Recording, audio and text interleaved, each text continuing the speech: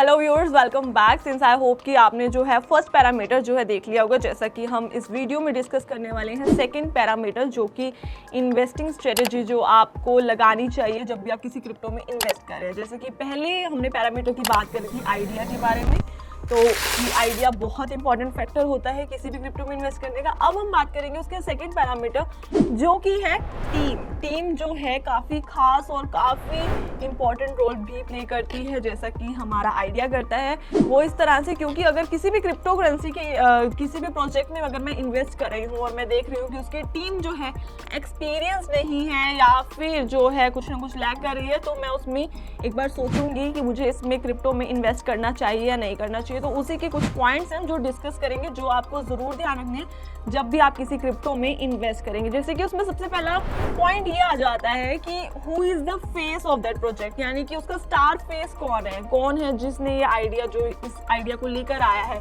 कौन है जो प्रोजेक्ट को एग्जीक्यूट करा रहा है मार्केट में। तो ये जो है बहुत ज़रूरी फैक्टर है कि इसमें जैसे कि फॉर एग्जांपल हम बात कर लेते हैं पोल्का डॉट की। पोल्का डॉट है, जब वो आया था वो लिस्ट हो गया था टॉप 10 क्रिप्टो करेंसीज में आया था।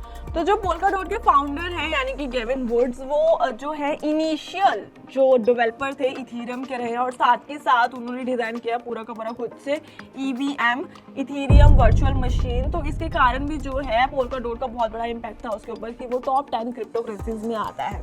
तो इस तरह से जो है फेस मैटर करता है किसी भी क्रिप्टो प्रोजेक्ट में।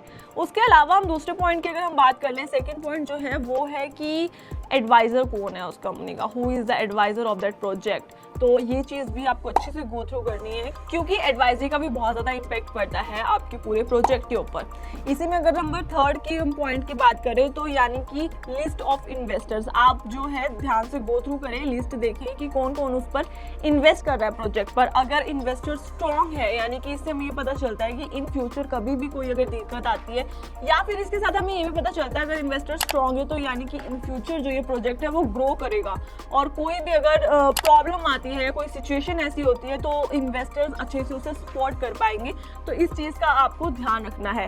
नंबर फोर्थ पॉइंट की अगर हम बात करें कि कौन सी चीज़ जो है हमें टीम में ध्यान रखनी चाहिए, वो ये है कि how big and well connected are the investors of the project. यानी कि जो प्रोजेक्ट है उसके साथ जो उसके इन्वेस्टर्स हैं, ये दोनों के लिए आ जाते हैं, इन्वेस्टर्स और एडवाइजर्स दोनों जो हैं वो कितना कनेक्टेड है, कितना जो प्रोजेक्ट है उसको अगर कभी जरूरत पड़ती है तो कितना लिंक्ड है कि वो आगे उसको अपॉर्चुनिटीज़ दे सके। तो ये चीज़ भी आपको ध्यान रखनी है। इसी में अगर हम फिफ्थ पॉइंट की बात कर ले, तो वो ये आती है कि are the developers experience enough to pull the project. यानी कि जो हमारे डेवलपर्स हैं जो वर्क कर रहे हैं टीम में, वो इतने एक्सपीरियंस हैं। यानी कि अगर कोई भी ऐसा प्रोजेक्ट है जिसमें मैं देख रही हूँ कि जो डेवलपर्स हैं वो नए हैं या फिर इतने एक्सपीरियंस नहीं हैं, तो फिर ऑफ कोर्स हम जो है प्रोजेक्ट वो लंबे समय तक नहीं चल सकता। तो डेवलपर्स का बहुत बड़ा रोल रहता है किसी भी प्रोजेक्ट के ग्रो होने में। अब जैसे कि हम देख रहे 2017 में जो रैली आई थी क्रिप्टो की, तो उसमें बहुत सारे बड़े बड़े कॉट कर रहे थे, प्रोजेक्ट्स कर रहे थे, पर वो एट द एंड फुलफिल नहीं कर पाए उस प्रोजेक्ट को। यानी कि जो उन्होंने बोला था वो ऐसा पॉसिबल कर नहीं पाए, क्योंकि उनके डेवलपर्स उस चीज़ को पॉसिबल नहीं कर पाए। तो आपको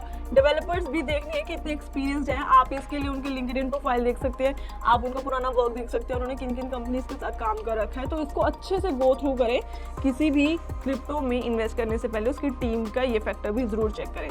उसी के अलावा सिक्स पॉइंट की अगर हम बात करें तो वो ये आ जाता है कि डाइवर्सिफिकेशन कितनी है उसमें टीम की, कि वो बिजनेस के सारे एस्पेक्ट्स को कवर कर सके या ना कर सके। तो उसमें ये बात आ जाती है कि मान लीजिए कि कोई भी प्रोजेक्ट है, उसमें फाउंडर है, डेवलपर है, पर उसी के साथ साथ कोई मार्केटिंग टीम के लिए बंदा नहीं है, एसोसिएशन के लिए नहीं है, फाइनेंस के लिए नहीं है, तो वो हर तरफ से बैलेंस नहीं कर पाएगा। अगर कोई भी प्रोजेक्ट अच्छा है तो उसकी मार्केटिंग कौन करेगा? मार्केटिंग भी अच्छी होनी चाहिए, फाइनेंस भी अच्छा होना चाहिए, तो वो हर तरफ से बैलेंस होना चाहिए प्रोजेक्ट। तो इस चीज़ का भी आपने खास ध्यान रखना है कि वो जो है, जो भी आप प्रोजेक्ट चूज कर रहे हैं उसकी आपने एडवाइजरी, फाउंडर, डेवलपर के साथ साथ जो है और भी टीम मेंबर्स के बारे में सर्च करके चेक करना है कि कौन कौन उनके साथ वर्क कर रहा है और इनके पास कितना एक्सपीरियंस है, इनके पास ये मेंबर्स हैं या नहीं है। तो ये कुछ फैक्टर्स हैं, कुछ पॉइंट्स हैं जो आपको ध्यान रखने हैं जब आप टीम के ऊपर सर्च कर रहे हो, टीम के बारे में देख रहे हो कि किसी भी प्रोजेक्ट, किसी भी क्रिप्टो में जब आप इन्वेस्ट करने जा रहे हैं। तो ये थे कुछ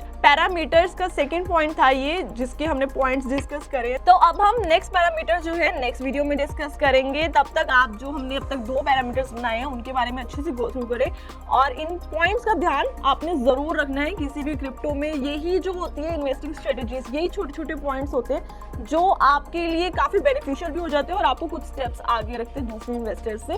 सो आई होप आपको ये वीडियो इन्फॉर्मेटिव लगी होगी। तब तक मिलते हैं नेक्स्ट वीडियो में।